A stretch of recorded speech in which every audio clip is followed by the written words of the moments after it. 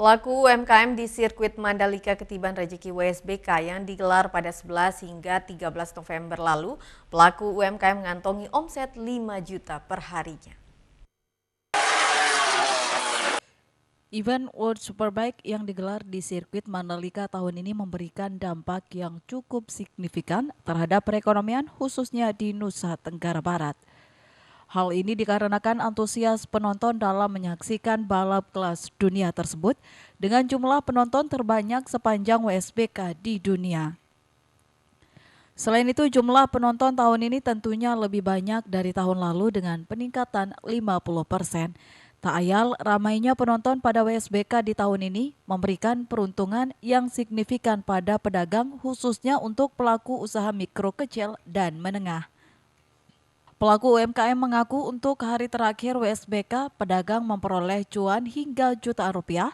Pelaku UMKM memperkirakan omset yang diperoleh sekitar 5 jutaan dengan modal hanya 2 juta rupiah.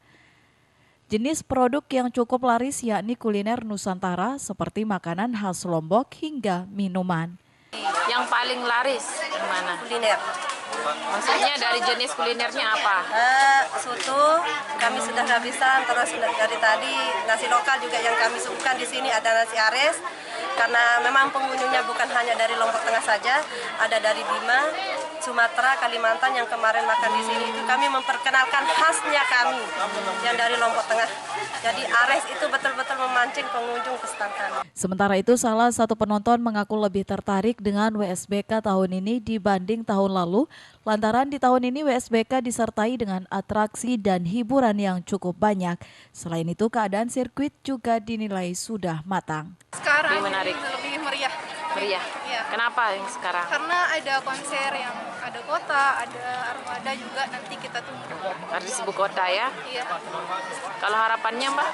Harapan untuk event internasional ini agar semakin maju, semakin semakin luas gitu jangkauannya. Dari Lombok Tengah, Emma Widiawati, iNews melaporkan. Kita beralih informasi selanjutnya, kapal pesiar dari Eropa bersandar di Pelabuhan Internasional Gili Mas Lembar, Lombok Barat. Kedatangan kapal pesiar ini sebagai rangkaian semarakan event internasional G20. Kapal pesiar yang membawa ribuan penumpang bersandar di Pelabuhan Internasional Gili Mas Lembar, Lombok Barat. Kapal pesiar yang sudah berkeliling dunia itu membawa 1.000 penumpang dan awak kapal untuk berwisata di Pulau Lombok. Penumpang asal Amerika mengaku terkesima dengan keindahan Pulau Lombok yang sangat eksotis.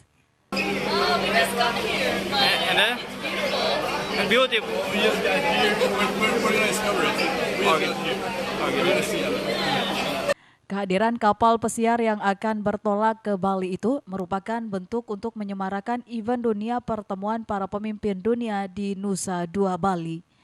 Kemarin dia dari mana ini Pak JM nih Dari Labuan Bajo. Oh, Labuan Bajo ya. Labuan Bajo. Langsung ke sini berarti. Ya.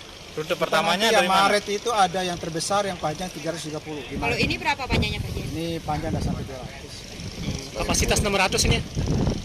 Jadi nanti yang Maret itu 330. Di dermaga saya ini hampir penuh.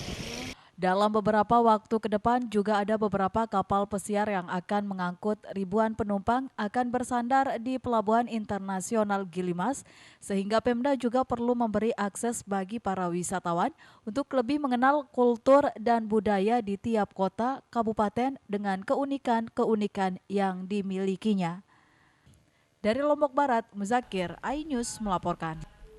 Pemirsa, Menteri Pariwisata dan Ekonomi Kreatif Salahuddin Sandiaga Uno menargetkan 1 juta penciptaan lapangan kerja, dan Sandiaga Uno mendorong mahasiswa sebagai pengusaha muda berkualitas yang mampu menciptakan lapangan kerja baru. Target 1 juta lapangan kerja baru yang akan berusaha diwujudkan Kemenparekraf RI, Sandiaga Uno mengaku optimis 1 juta lapangan pekerjaan akan dapat diciptakan pada tahun 2023 saat memberikan motivasi kepada entrepreneur muda di Nusa Tenggara Barat karena adanya event nasional maupun internasional bisa menjadi peluang usaha yang bagus dan menghasilkan jika dikelola dengan baik. Kita ingin menginspirasi anak-anak muda di Dias Natalis ini untuk mulai melihat potensi perekonomian NTB yang semakin baik.